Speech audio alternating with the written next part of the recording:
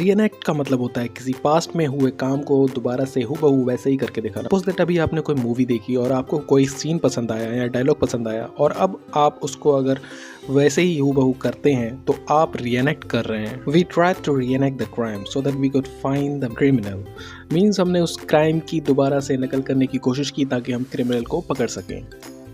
Of the कफ यानी कि without preparation, यानी कि बिना किसी तैयारी के। Rohan is good at giving an entertaining speech completely off the cuff.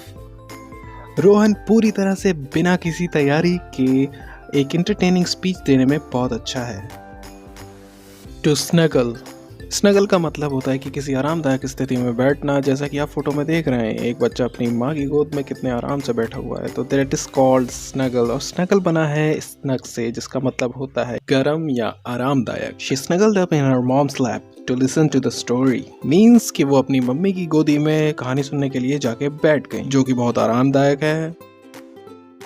Put together, ये एक फ्रेजल वर्ब है जिसका मतलब होता है कि किन्हीं अलग अलग चीज़ों को मिला के इकट्ठा करके कुछ बनाना, चाहे वो मशीन्स के पार्ट हों, आइडियाज़ हों या फिर पीसेस ऑफ इंफॉर्मेशन हो। We are currently putting together a sales and marketing team, which means कि हम इस समय सेल्स और मार्केटिंग टीम को इकट्ठा कर रहे हैं, यानी कि सेल्स और मार्केटिंग टीम का एक ग्रुप बना रहे हैं। टू रेलिश, यूँ तो रेलिश का मतलब होता है स्वाद लेना या चखना। अब ये आप पे डिपेंड करता है कि आप किस चीज़ को स्वाद लेते हो, किसी एक्सपीरियंस का, वेदर का, किसी खाने पीने की चीज़ का।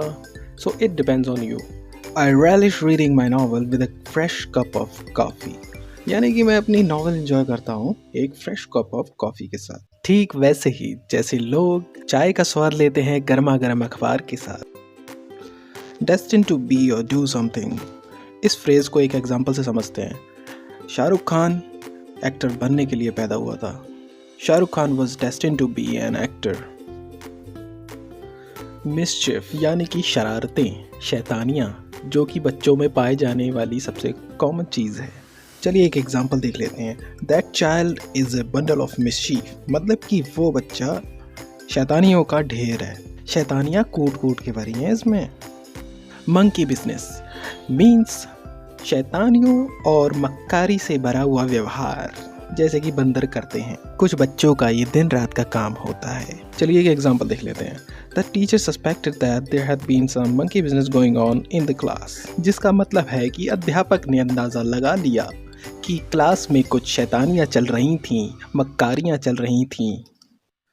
नेक्स्ट है ट्रबल मेकर, जिसका मतलब होता है कोई इंसान डेलिबरेटली यानी कि जानबूझ के परेशानियाँ खड़ी करता हो। वो कहते हैं ना कि पंगेबाज आदमी है। In the past he was a troublemaker but now he has mended his ways। तो इसका मोटा मोटा अर्थ हुआ कि वो पास्ट में एक बहुत बड़ा पंगेबाज आदमी था, बट उसने अब अपने तरीके सुधार लिए हैं, अपने आप को सुधार लिया है। Two birds of a feather, यानी कि किन्हीं दो व्यक्तियों का एक जैसा स्वभाव, एक जैसा टेस्ट होना। तो हम उन दोनों को कह सकते हैं कि they are like two birds of a feather. Let's see an example.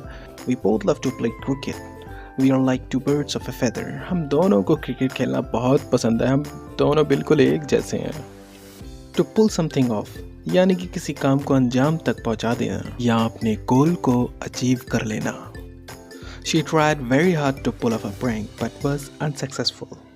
Means उसने प्रैंक को अंजाम तक पहुंचाने की पूरी कोशिश की मगर वो सक्सेसफुल ना हो सकी। To look forward, जिसका मतलब होता है to expect something या फिर किसी चीज़ का वेट करना। Here is an example। I look forward to going back to work as soon as possible, जिसका मतलब है मैं जितना जल्दी हो सके उतना जल्दी काम पर वापस जाने की वेट कर रहा हूँ या एक्सपेक्टेशन कर रहा हूँ। रिसेप्टिव, रिसेप्टिव आपकी एक एबिलिटी है जो बताती है कि आप किसी दूसरे के आइडियाज़ या आर्ग्यूमेंट या फिर किसी नए बदलाव के लिए कितने खुले विचार वाले हैं, कितने ओपन हैं, कितने वेलकमिंग हैं। She was always receptive to new ideas। Means वो हमेशा से नए आइडियाज़ के लिए बहुत वेलकमिंग थी, बहुत ओपन थी। To resemble, इसका मतलब होता है किन्हीं दो चीज़ों का या दो इंसानों का एक जैसा दिखाई देना। जैसे कि दो जुड़वा babies. For example, you resemble your mother quite closely, मतलब कि तुम अपनी माँ की तरह, बिल्कुल अपनी माँ की तरह दिखते हो। इनेविटेबली, ये एक एडवर्ब होती है जिसका मतलब होता है कि कोई काम या घटना होनी ही है, मतलब कि कोई डाउट नहीं है उस काम को होने में, निसंदेह कोई काम होना है, यानी कि जो टल ना सके। Once the party is over, there will inevitably be a lot of work to do to get everything cleaned up. So इसका मतलब है कि जैसे ही पार्टी ख़त्म होती है तो निश्चित तौर पर बहुत सारा काम होगा सब कुछ सफाई वगैरह करने में।